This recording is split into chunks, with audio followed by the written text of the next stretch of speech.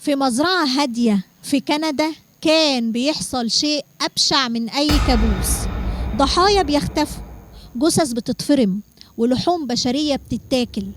الشرطة أخدت سنين عشان تفهم إن الجزار ده مش بيبيع لحوم خنازير بس، ده بيبيع لحوم بني آدمين. طب إزاي ده حصل وليه؟ ده اللي هتعرفوه النهاردة في أصل الحكاية مع سارة القشلان. ابقوا معنا.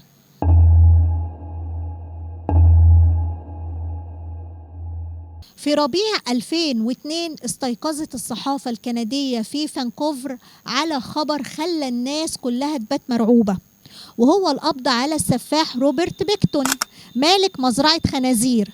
لكن ورا الخبر ده أسرار أبشع من أي فيلم رعب ممكن تتخيله. 50 ضحية من فتيات الليل اختفوا واحدة ورا التانية، ولما الشرطة اكتشفوا اللي حصل ليهم كانت الحقيقة أسوأ بكتير من مجرد عملية قتل. روبرت مش بس كان بيقتلهم، لأ، كان بيقطع جثثهم ويفرمها في ماكينات اللحوم وبيأكلها للخنازير اللي في مزرعته وبيأكلها للناس في المطاعم. لو قلبك جامد كمل معانا القصة، وما تنساش تفعل زر الجرس وتشترك في القناة وتعليق حلو بقى منك. يلا بينا. اتولد روبرت بيكتون في 26 أكتوبر سنة 1946، وكان الابن الأوسط بين 3 إخوات في عيلة عايشة في مزرعة حيوانات بتربي خنازير وسط الزبالة والقذارة. كبر روبرت في بيئة لا رحمة فيها ولا نظافة ولا أي شكل من أشكال الإنسانية. أمه كانت شايفاه دايما إنه غبي وكسلان، وأبوه مش فارق معاه أي حاجة، بس كان بيعامله هو وإخواته بمنتهى القسوة.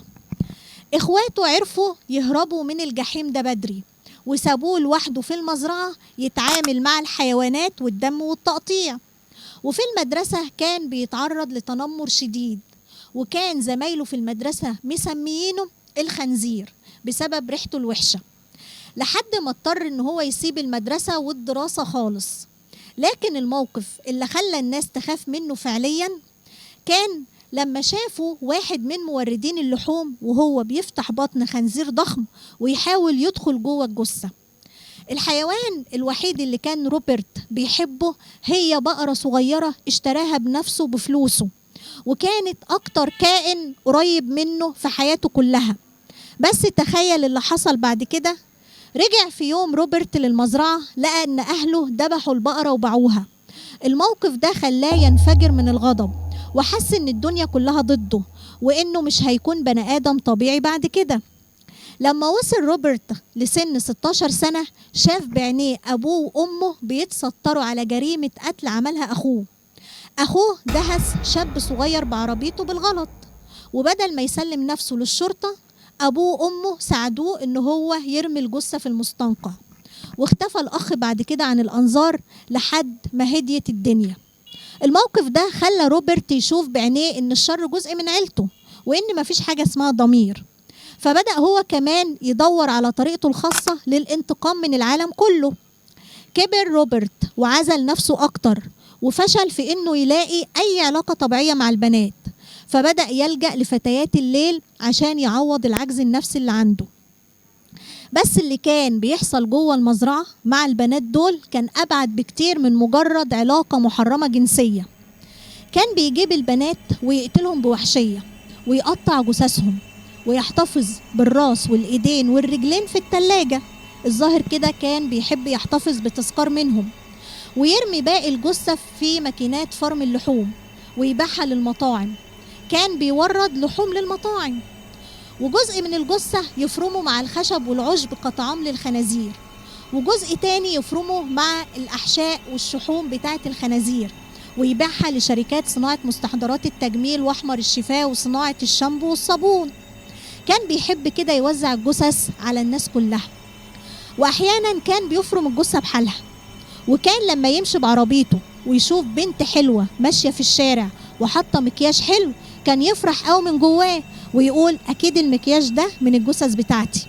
وكان يروح المطاعم اللي كان بيورد ليها اللحوم ويشوف الناس وهي بتاكل لحم الخنزير المفروم والمخلوط بلحم البشر ويتمزج أو يتبسط وهي الناس بتاكل.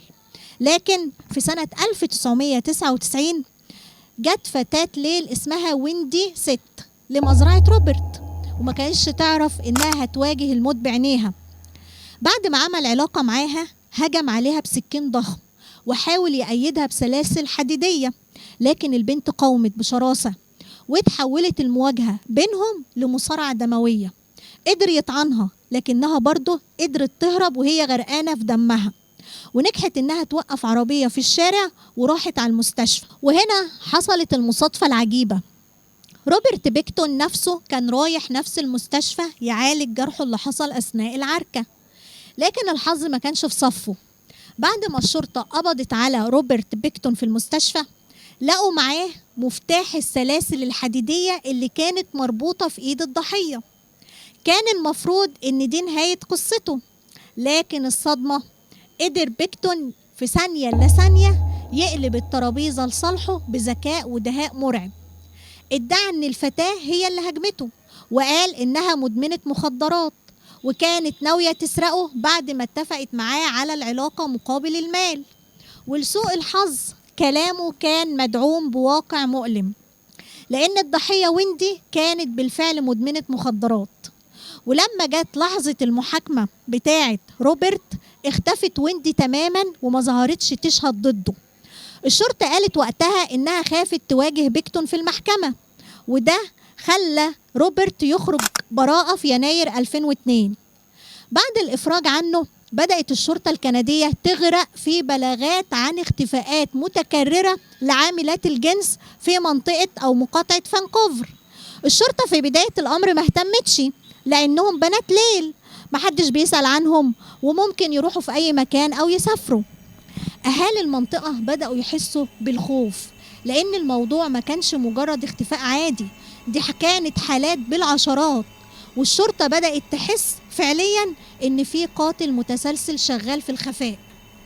الشرطة ما كانتش عارفة تبدأ منين، لكن المفتاح الأول للحل جالهم لما مزارع قريب من مزرعة بيكتون قدم بلاغ وقال إن سلوك جاره روبرت مريب جدا، ده غير إن عنده أسلحة كتيرة في مزرعته. الشرطة قررت تفتش حوالين المزرعة، وهنا كانت أول صدمة. لقوا حاجات شخصية تخص بعض البنات اللي اختفت زي شنط وجزم.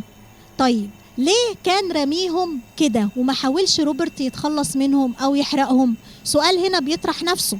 أنا عن نفسي مش عارفة، لو أنت تعرف اكتب لنا في التعليقات. وفي ثانية إلا ثانية بدأت الشكوك تتحول ليقين، وفي فبراير 2002 الشرطة اقتحمت المزرعة وقبضت على روبرت بيكتون بتهمة حيازة أسلحة غير مرخصة، لكنهم كانوا مستنيين اللحظة المناسبة عشان يكشفوا السر الأكبر. أثناء وجود روبرت في الحجز الشرطة طلعت إذن رسمي بتفتيش شامل للمزرعة، واللي لقوه هناك كان أبشع من أي كابوس ممكن حد يتخيله.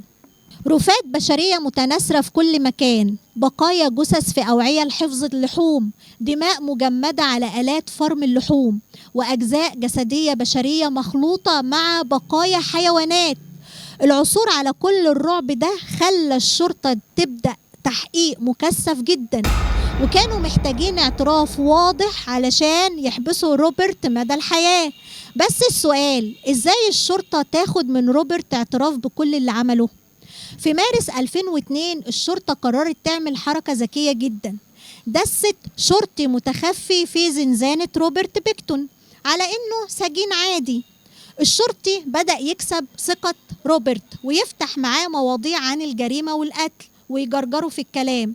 وبعد فترة بيكتون وقع في الفخ واعترف، قال بكل برود انه قتل ضحاياه بدون ندم، واعترف بقتل 6 من بنات الليل، وشرح ازاي كان بيقطع الجثث ويفرمها.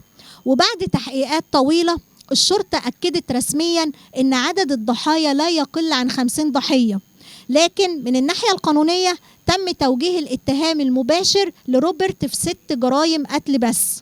وفي منتصف 2002 تم الحكم على روبرت بيكتون بالسجن مدى الحياة بدون أي حق في العفو أو تقليل العقوبة، ودي كانت أقصى عقوبة في قانون الجنايات الكندي وقتها. لكن فضل الناس في كندا مش قادرة تصدق إن السفاح كان بيقتل الضحايا ويفرم لحومهم ويبيعها للناس في المطاعم. ودي كانت نهاية جزار المزرعة. لو عجبك الفيديو وبتشوفنا من على الفيسبوك اعمل لنا لايك وشير، ولو بتتابعنا من على اليوتيوب فعل زر الجرس واشترك في القناة. دمتم بألف خير، والسلام عليكم ورحمة الله وبركاته.